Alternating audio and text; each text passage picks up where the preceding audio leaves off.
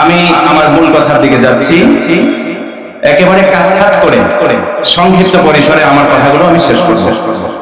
আমার ভাইরা, আমি একটি বিষয়ের উপরে কথা বলতে চাই আপনাদেরকে। এই বিষয়টি অত্যন্ত গুরুত্বপূর্ণ, মনোযোগ দিয়ে শুনবো এবং আমল করব। আমরা নামাজ পড়ছি, রোজা রাখছি, হজ করছি, নেক আমলগুলো আমরা করছি। উদ্দেশ্য কি? আল্লাহকে পাবো, জান্নাত পাবো, আখিরাতে সুখময় জিন্দেগি লাভ করব, শান্তিময় জীবন লাভ করব আখিরাতে। এটাই তো উদ্দেশ্য নাকি ভাই? কষ্ট করে আমলগুলো করছি, আমাদের এই আমলগুলো যাতে বৃথা না যায়, এই জন্যই আজকে এই বিষয়টি আমি আপনাদের কাছে তুলে ধরতে চাই। বিষয়টি হচ্ছে অন্তরের মেরামত। আমাদেরকে আল্লাহ তাআলা একটি কলব, একটি অন্তর দান করেছেন। কোরআন এবং হাদিসের ভাষায় বলে কলব। আমি আপনাদের সামনে কোরআনে কারীমের আয়াত তেলাওয়াত করেছি, সেই আয়াতে এই কলব শব্দটি আসছে। হাদিস পাঠ করেছি, হাদিসের মধ্যেও কলব শব্দটি আসছে। এই কলব হচ্ছে একটি গোশতের টুকরা, যা আমাদের সিনার মধ্যে বাম দিকে অবস্থান করে। এই কলব, দিল, আমরা বাংলায় বলতে পারি অন্তর, আত্মা, মেরামত করতে হবে। আমাদের এই অন্তরের মধ্যে শয়তান, ইবলিস শয়তান নানান রকমের গুনাহের ময়লা দিয়ে নষ্ট করে ফেলে আমাদের কলবকে। একেবারে ময়লা আবর্জনা দিয়ে অন্তরকে কলুষিত করে ফেলে ইবলিস শয়তান। আমরা কিন্তু কলবের দিকে একটু খেয়াল রাখি না। এই কলবকে মেরামত করার দরকার আছে না নাই? আছে। আমার ভাইরা, আমরা দেখতে পাই যাদের টাকা আছে, পয়সা আছে, বাড়ি ঘর নির্মাণ করে, মেরামত করে, ভেঙে গেলে মেরামত করে, কত সুন্দর করে বাড়ি ঘর তৈরি করে। অট্টালিকা, ঢাকা শহরে 24 তলা বিল্ডিং, এইভাবে বড় বড় বিল্ডিং হয়। কত সুন্দর করে বিল্ডিং গুলোকে তৈরি করা হয়, কত সুন্দর করে সাজানো হয়, পরিপাটি রাখা হয়।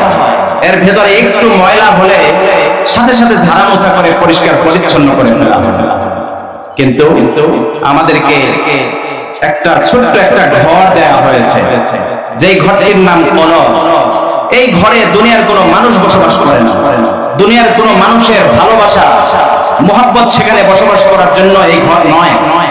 এই ঘরটি হচ্ছে কেবলমাত্র মহান মালিক আল্লাহ তাআলার ভালোবাসা থাকার জায়গা।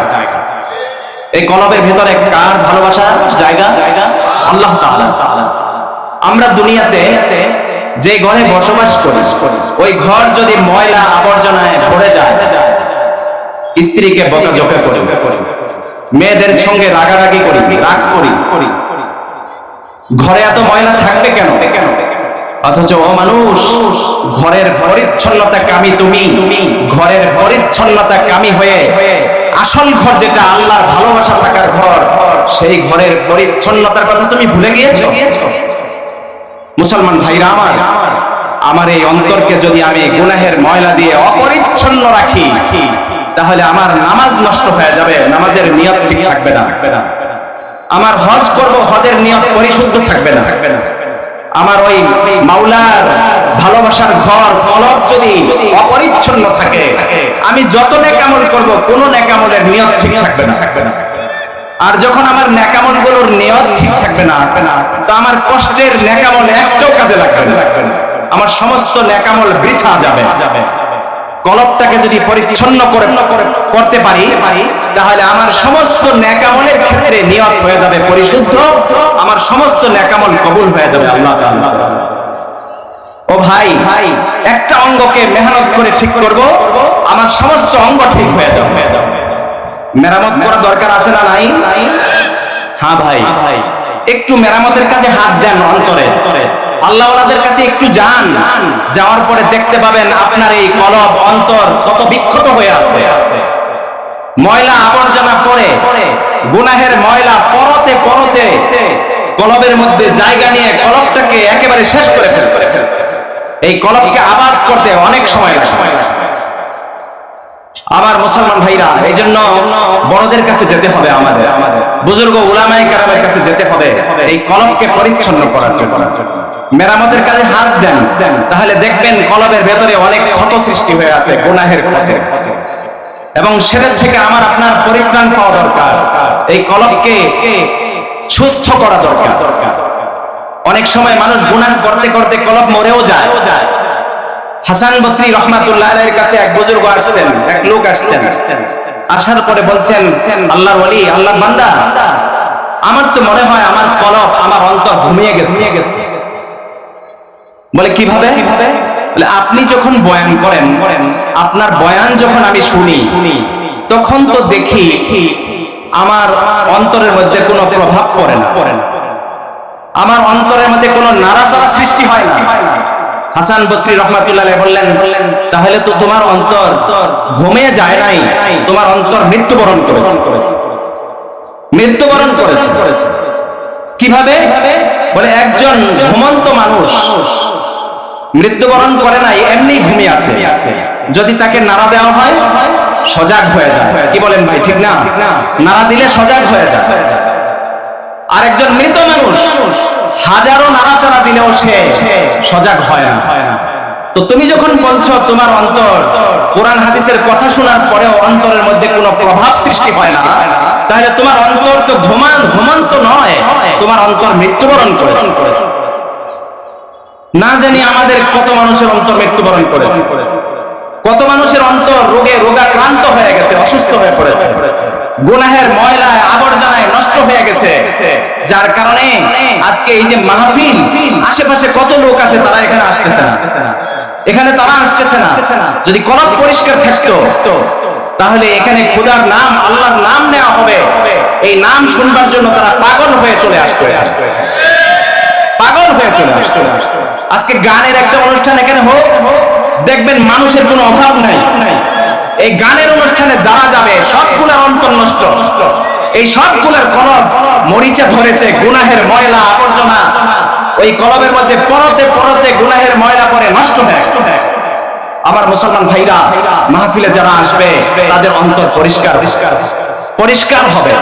এজন্য মাহফিলে বেশি আসা দরকার না ভাই, অবশ্যই বেশি আসা দরকার। এই গুনাহের এই কলবের একটা জানালা আছে, সে জানালা হলো আমার আপনার চোখ। এই চোখ দিয়ে আমরা বিভিন্ন কিছু দেখি না ভাই? রাস্তা দিয়ে হাঁটি, সুন্দরী মেয়ে চোখের সামনে পড়ে, ইবলিস শয়তান বলে তাকাও, দেখো। নিজেকে, নিজের মনকে, নিজের আত্মাকে ধরে রাখতে পারি না, চোখ মেলে তাকিয়ে থাকি ফেলিয়ে এতিমের মতো। লজ্জা হয় না যুবক? ওই যে মেয়েটার দিকে তাকানো হলো, সাথে সাথে মেয়ের ছবি কলবের ভেতরে চলে গেছে। আবার এক ধরনের মোবাইল তো আছেই, এই যে মোবাইল, এই মোবাইলের ভেতর অসংখ্য গুনাহ আছে। আর এই মোবাইল খুলে তার সামনে অন্তরের জানালা চোখকে খুলে রাখে যুবক। এই চোখ দিয়ে মোবাইল দেখতে দেখতে রাত 3টা বেজে যায়। এই মোবাইল থেকে অসংখ্য বেগানামের ছবি, আর এই চোখের এই অন্তরের জানালা চোখ দিয়ে অন্তরের ভেতরে প্রবেশ করে অসংখ্য মেয়ের ছবি প্রবেশ করে। এরকম অসংখ্য গুনাহ দিলের ভিতরে যায় প্রবেশ করে দিলটাকে নষ্ট করে। আমার মুসলমান ভাইরা, একটু বলুন তো, এই কলব কার ভালোবাসা থাকার জায়গা? এখন একটা বেগানা মেয়েকে দেখলাম আর তার ভালোবাসা জায়গা দিলাম, এই অপাত্রে আল্লাহর ভালোবাসা থাকবে? এই অন্তর তো অপাত্র হয়ে যাবে, আল্লাহর ভালোবাসার জায়গা থাকবে না, সেখানে আল্লাহর ভালোবাসা আসতে পারে না। আমরা সবাই মৃত্যুবরণ করব, আমাদের অন্তরকে পরিচ্ছন্ন করা দরকার। এই জন্য মেহনত করা দরকার। মেহনত করবো না ভাই? মেহনত করবো ইনশাআল্লাহ। আজকে আরেকজনকে দেখলে হিংসা লাগে আমাদের, অহংকার, এই অহংকার আমাদের দিলের ভেতরে, অহংকার, হিংসা, বিদ্বেষী, এই নানান রকমের গুনাহ, এগুলা অন্তরের রূপ, এগুলো আমাদের অন্তরের মধ্যে জায়গা নিয়েছে। এগুলোর থেকে আমাদের অন্তরকে পবিত্র করতে হবে, পরিষ্কার করতে হবে। আমার মুসলমান ভাইরা, আজকে ধনী মানুষ গরিব মানুষকে বরদাস্ত করতে পারে না। রিকশা চালক ক্ষুধা লাগছে, শ্রীপুর যাবে না, সে তার ক্ষুধা লাগছে, মানতে নারাজ, যাবি না কেন? গালের মধ্যে ঠাস ঠাস থাপড় বসে। হয় না এরকম? অহংকার কত, সে তো তোমার রাখাল না, তোমার চাকর না। তাকে বুঝিয়ে নিতে হবে অহংকার কেন, এত অহংকার তো ভালো না। এই অহংকার আমাদের দিলকে নষ্ট করে দিচ্ছে। আর এই দিল নিয়ে নামাজ পড়বো, আমার নামাজও শুদ্ধ হবে না। ইবাদত করব, নেকামল করব, শুদ্ধ হবে না। অন্তর নষ্ট হয়ে, নষ্ট অন্তর নিয়ে আমার আমলও নষ্ট হয়ে যাবে। আমার মুসলমান ভাইরা, এজন্য অন্তরকে পরিশুদ্ধ করার জন্য মেহনত করবেন না? করবো না ইনশাআল্লাহ? অহংকার দূর করতে হবে। একজন বুজুর্গ সৈয়দ আহমদ কবির রিফাই রহমাতুল্লাহ আলাইহি, বড় বুজুর্গ, রাস্তা দিয়ে চলছেন। বর্ষাকাল ছিল, ধান ক্ষেতের আইল, দুই দিকে পানি, কাদা মাটি, অপর দিক থেকে আসছে কুকুর। সৈয়দ আহমদ কবির রিফাই রহমাতুল্লাহ আলাইহি কুকুরকে বলছেন, কুকুরকে আল্লাহ তাআলা জবান খুলে দিয়েছেন। কুকুরকে বলছেন, কুকুর তুমি নেমে যাও, আমাকে রাস্তা খুলে দাও। কুকুরকে আল্লাহ তাআলা জবান খুলে দিয়েছেন, আমাদের মতো কথা বলছে কুকুর। কুকুর বলছে, তুমি কেমন আল্লাহর ওলি হইলে, আমাকে নিচে নামতে বলতেছো? আল্লাহর ওলি বলছেন, আরে কুকুর, তোমার মাঝে আমার মাঝে একটু পার্থক্য আছে। পার্থক্য হলো তোমার উপরে নামাজ ফরজ না, কিন্তু আমি মানুষ হিসেবে আমার উপরে নামাজ ফরজ।